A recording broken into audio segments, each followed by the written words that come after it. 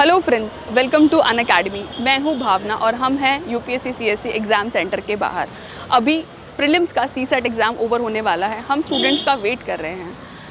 CSAT exam है तो qualifying, but कई बार वो स्टूडेंट्स के लिए गेम चेंजर बन जाता है। आज का एग्ज़ाम कैसा रहा? रीजनिंग ट्रिकी थी, कॉम्प्रीहेंशन लंबी थी, या फिर मैथ्स ने सारा टाइम खा लिया?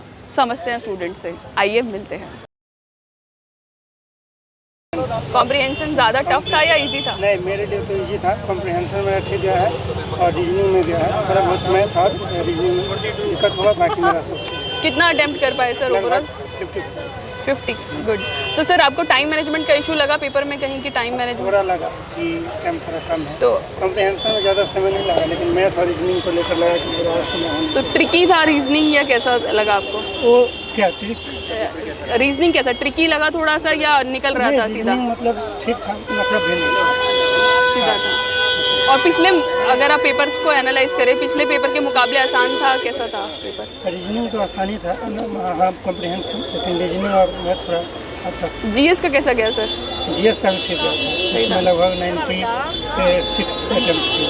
तो ओवरऑल आपको अब क्या सोच रहे हैं? सीधा मेंस की तैयारी स्टार्ट की? तो रिजल्ट आने के बाद पता लगेगा ना। तो मेंस के लिए वेट करेंगे, रिजल्ट के लिए पहले हाँ, वेट जब तक रिजल्ट नहीं आएगा तब तक पढ़ाई अपना चालू रखेंगे। इसका ठीक है sir, thank you. So which section did you feel कि वाज मोस्ट कंफर्टेबल और like which one was trickier?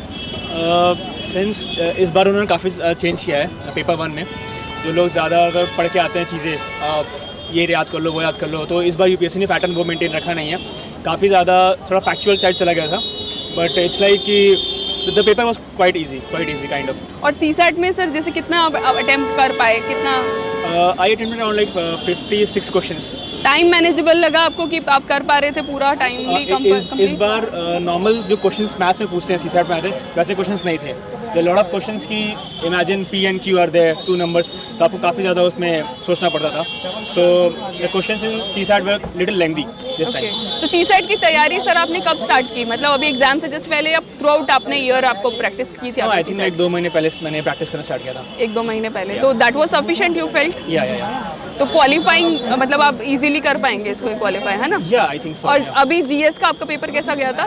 GS was also quite मतलब अच्छा ही गया है, but still there are certain questions 15-20 इसमें चेक करना मेरे को है, but I was easily able to attend around 80+ questions.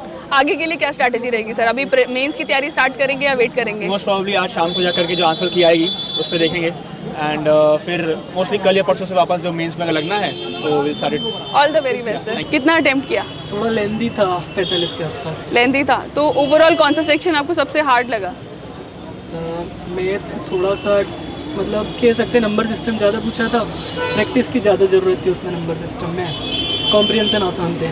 Comprehension साथ है। तो थ्रू आउट ईयर आपने सर सीसेट का प्रैक्टिस किया था या अभी एग्जाम से जस्ट पहले ही आपने कुछ? एग्जाम से पहले ही किया था, एग्जाम से इसलिए पहले थोड़े से कम अटेम्प्ट कर पाए। तो ओवरऑल कितना टाइम लगा आपको इस चीज़ में?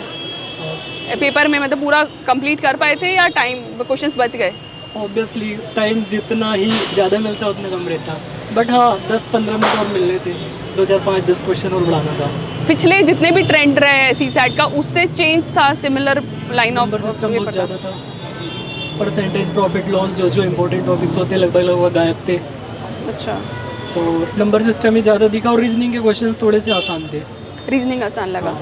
तो सर जो कॉम्प्रीहेंशन के क्वेश्चन थे वो डायरेक्टली सॉल्व हो रहे थे या आपको लगा कि थोड़ा सा घुमा के पूछा हुआ था? डायरेक्टली हो रहे थे। डायरेक्टली हो रहे थे। ठीक है sir, thank you sir and all the very best. Sir कैसा रहा आपका एग्ज़ाम? पेपर अच्छा था, पेपर अच्छा भी गया, लगभग कट ऑफ भी हाई जा सकता शायद। मतलब इजी पेपर था और प्रिपरेशन के अकॉर्डिंग मतलब बेसिक पूछा है। कोई करंट अफेयर्स का क्वेश्चन नहीं था, करंट अफेयर का कोई करंट अफेयर्स का पेपर को पढ़ दे वैसा कुछ क्वेश्चन नहीं था, बस बेसिक था उसमें।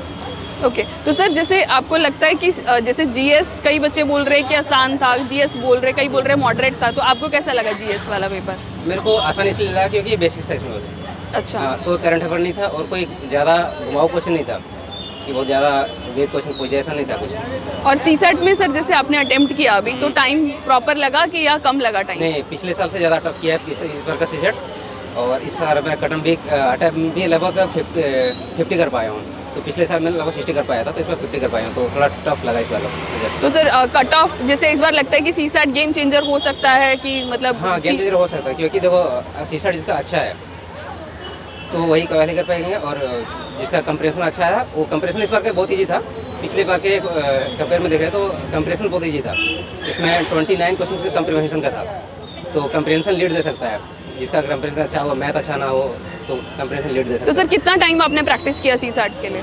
सीजन के प्रैक्टिस में नहीं किया मैं, एक्चुअली मेरा ये सेकंड अटेम्प्ट था, तो पहली बार मैंने सब कुछ कर रखा था, तो इसलिए कुछ प्रैक्टिस टाइम उतना दिया नहीं मैंने, जितना पहले था के बाद क्वेश्चन के अकॉर्डिंग किया। टेस्ट सीरीज वगैरह कोई ज्वाइन किया आपने?